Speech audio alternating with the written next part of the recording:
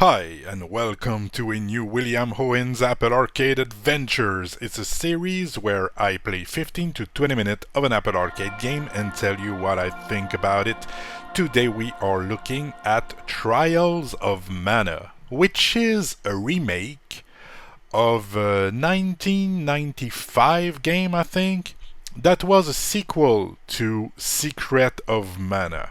So it's kind of convoluted, but it's a Square Enix game, it's a JRPG, and I quite enjoyed it. Now, before I ramble about this for like 30 minutes, because this is the gameplay I recorded, I'll leave you with the intro, because that's kind of good.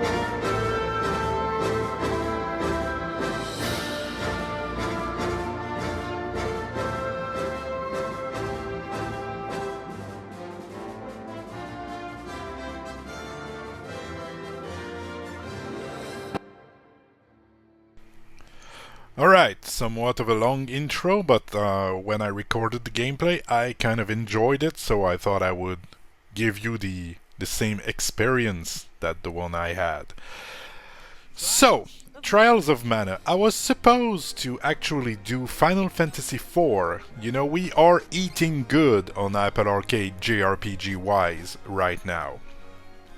We got Final Fantasy 1, Final Fantasy 4, Final Fantasy 4, the After Years, or something like that, kind of the sequel of 4. All the 3D remasters of the old games. But anyway, I recorded some footage of Final Fantasy IV, and when I got to record like my commentary about it, I felt I had nothing to say. Not even a convoluted thing to say. Because I thought the game was kind of boring. The encounter rate was way too high. The story was alright, but it was not anything haven't seen before, and yeah, it didn't work with me at all. And so I tried Trials of Mana, and I quite enjoyed it. So, right now we are looking at the main characters that we can choose. We will be able to choose 3 of them, and depending who's your main character, it will change the story, it will change where the game starts, it changes a few things. There's quite a bit of replay value out of this game. I don't know how long it is. I think that howlongtobeat.com is saying around 25 hours for a playthrough. But I feel that if you want to see the whole story, you'll have to play the game more than once to see the perspective of the other characters and how it impacts the story. Now, I've never played this game, so I don't know how much it's impacting the story. But there's definitely differences between the character you're choosing. So I went with those three. I went with the spear lady because I like to play my games with spears. There's not enough spears in games, honestly. This is one of the reasons I like Dynasty Warriors that much. This game is full of spears. Anyway, graphics, it's fine, looks great. Playing on an iPhone 16 with a PS4 controller. The game supports controller. It's working very well, but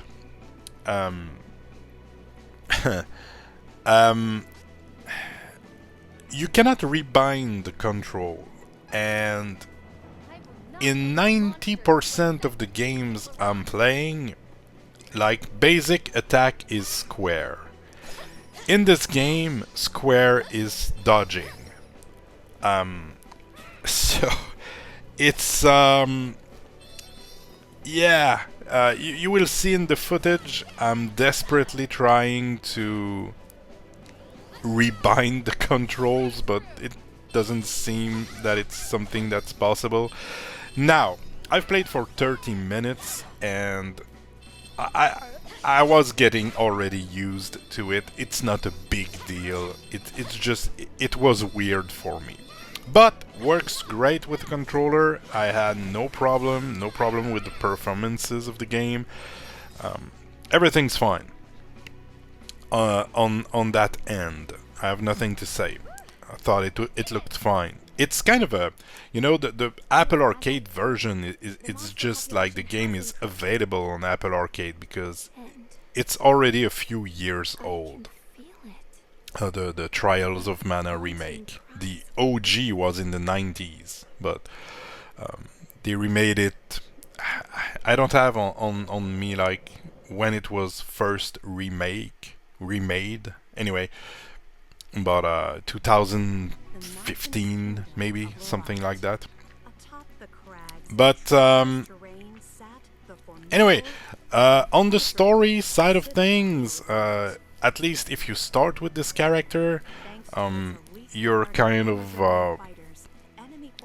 the guard chief of this place, of this castle, and you kind of keep track of your little brother. And your little brother, Elliot, well, he's kind of dumb, as you'll see in the story. And she's not the smartest either, as like the captain of the guards. She has a lot to improve on.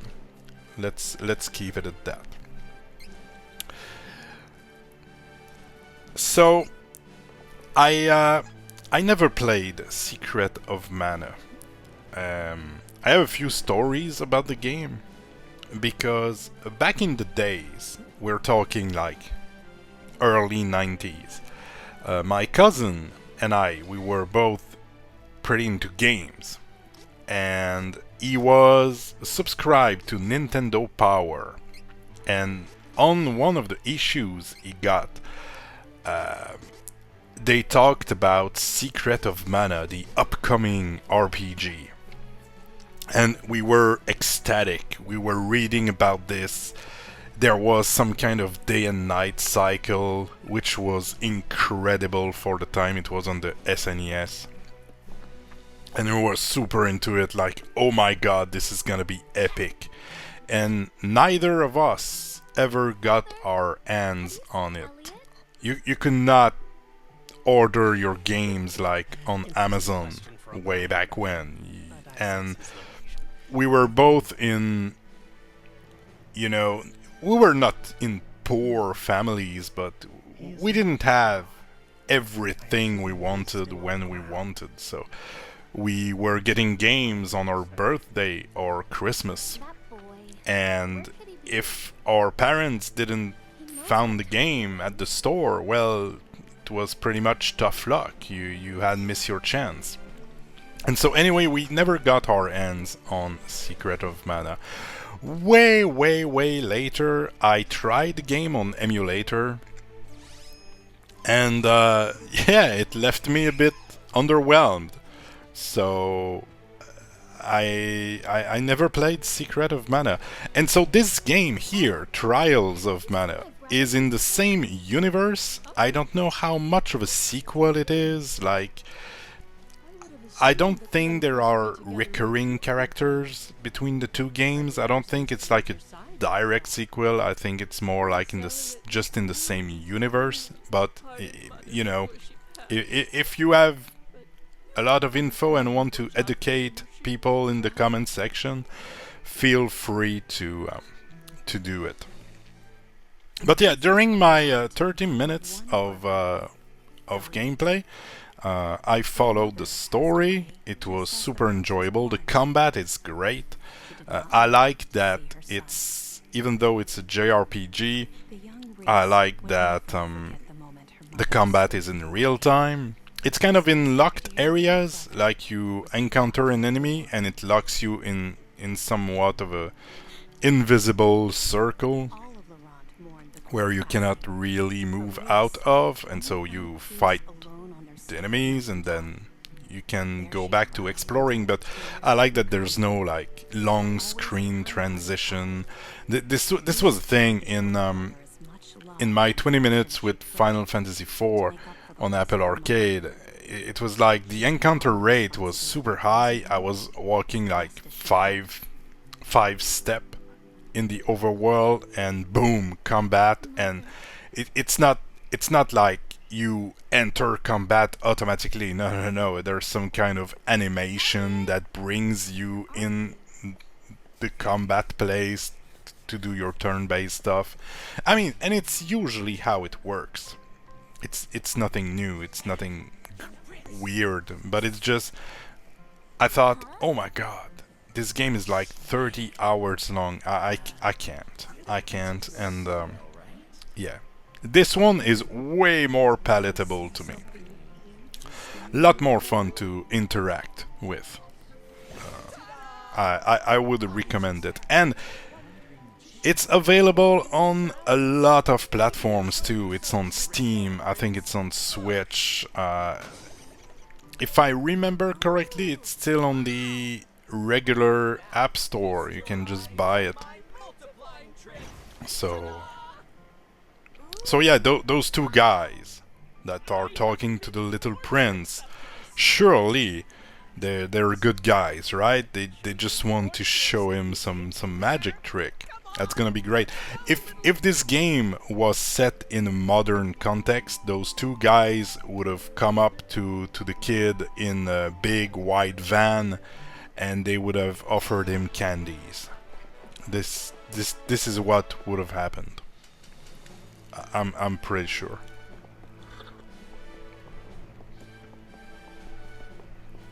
Oh man, I was out of herbal tea for a little while. The only thing I had was some kind of chamomile tea, and I like chamomile. You know, I'm drinking it quite a bit in the evenings, but it's with like some mint flavor in it, and it's just fucking awful. Mint should be kept for toothpaste and maybe those after 8 chocolates you eat during Christmas time. Mojitos. All right, let's add some booze in the mix. That's it. That's what mint should be used for. not in freaking herbal tea. It's, oh my god, I hate it. If you like it, I mean, it's fine. But I was stuck with that for the past couple days, and it's my first one that it's not that, and I'm pretty happy to share that with you. I mean, no one will listen to this when I'm doing like 30 minutes video. My analytics are telling me that in the middle of the video, very, very, very, very few people are watching. So I'm feeling quite free to ramble and say what I want here, because probably nobody will listen to this. But yeah, I was stuck with my bad herbal tea, but I was still drinking it because, you know, I like to drink hot drink in the evening.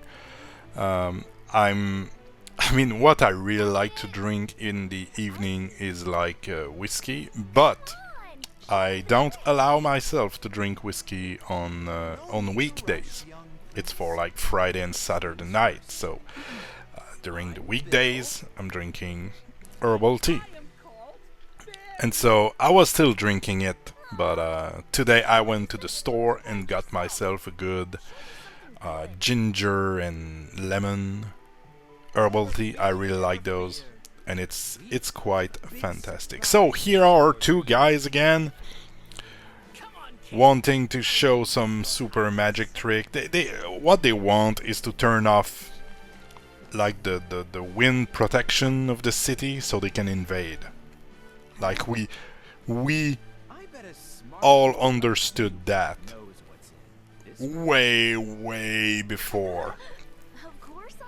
But this kid is kind of stupid. And, you know, the captain of the guard should be more aware of where the prince is.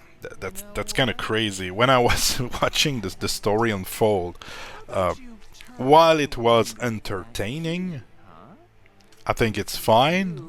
I had fun following it. It was kind of stupid too, you know. It was kind of yeah, like it's anyway, definitely like the target audience for this is teenagers, like 12, 13, 14 years old. I'm getting old a bit to play JRPGs. I mean, to play those type of JRPGs. I want to play a Metaphor ReFantasio. This is something I really want to play. Looks to be quite right up my alley. I've played Stanley Parable. I don't know if you've ever heard of it, but it's a first-person kind of adventure game. Maybe it's so weird.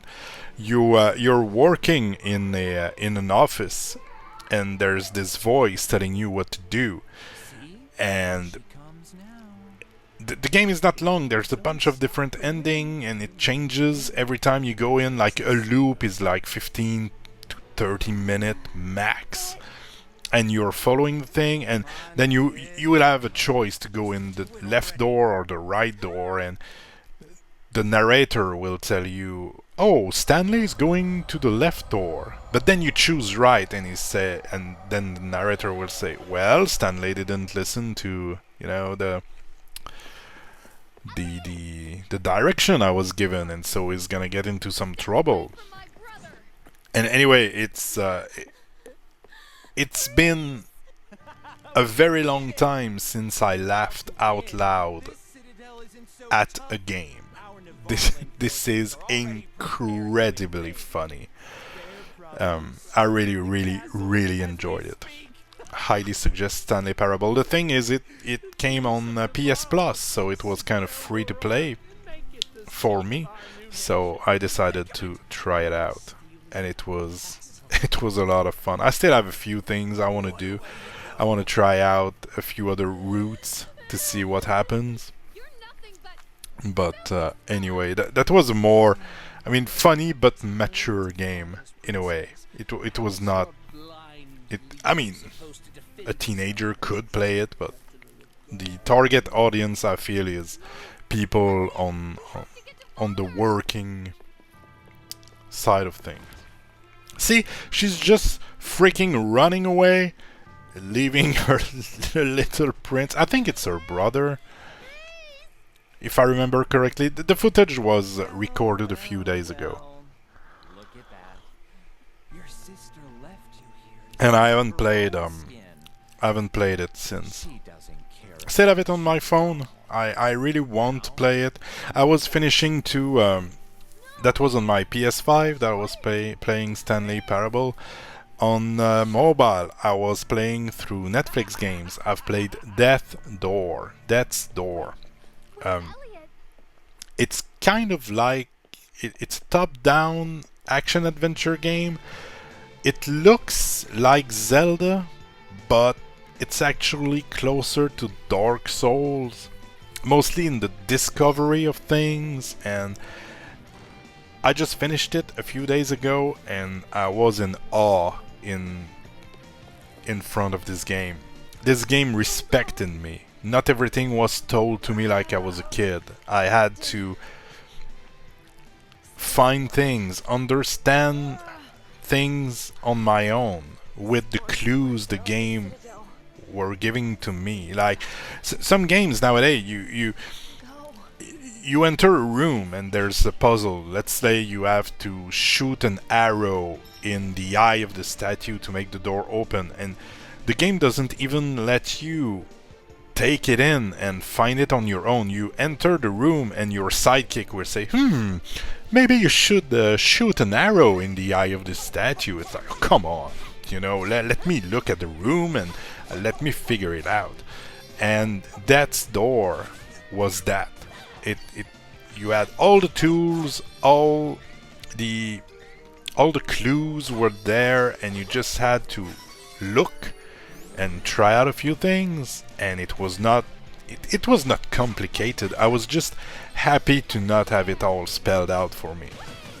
And the gameplay was great. The music was outstanding. What a game! If you have a Netflix account, you can download Death's Door for free on your phone right now, and I highly suggest you do so. This is a fantastic game. It's challenging, but it's not that hard. You just have to learn the boss's patterns and you'll be fine. Man, am I getting convoluted here, right? It's been a while since I've recorded videos. I've been in a weird mood lately. A bunch of things happened, and I went back to work after Christmas, and we're quite busy, and I'm super tired in the evening. On the weekends, there's always something. This weekend, it's my wife's birthday, and it's a pretty big milestone, so we're gonna celebrate it with all we have. So it's a pretty big weekend. Next weekend is another thing. My kids are doing some ski lessons, and so we're gonna be busy, and I feel there's always something I don't have, and the little free time I have, I feel like playing games. I'm playing a lot of games. This year we're just in mid-January, and I already played to completion 4 games. Shing, which is a side-scroller brawler, Fist, a Metroidvania, Death's Door that I just talked about, and Stanley Parable. So already 4 games beaten this month. It's probably one of the most I've did. Those were not long games, from 2 hours to 10 hours a game, but still, I've played quite a bit of games, and I'm enjoying it. I've been reading too. I've been reading. I got for Christmas a book, which is the whole story of Yoko Taro's work. He's the one who made Nier Automata and Dragon Guard, and this author is retracing every step of the creation of the whole universe and explaining a lot of the decisions and the story ramifications between the games and all of that. So I've been reading. Been playing games, been working on building Lego with my daughter, and yeah, I've been busy. I've not been making that many videos, and I'm feeling okay with that. So this was kind of like the intro. I feel that depending on which character you choose in the beginning, you will have a different intro, and then you set up in like the real world of the game.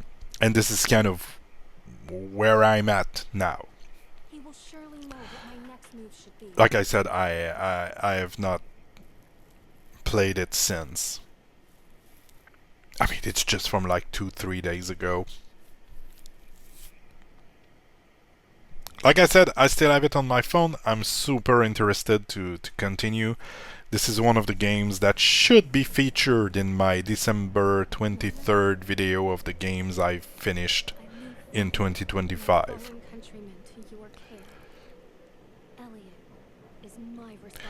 Knowing myself, I will most likely not do all the characters,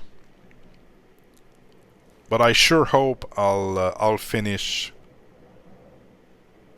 this story. That's a goal.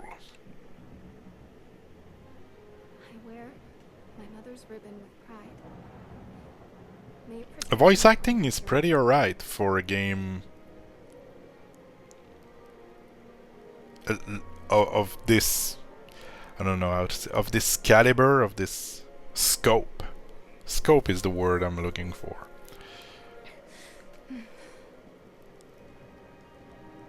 Since I haven't talked about the game all that much, well, there's not a lot to say. It's a JRPG, combats in real time, works super well with a controller.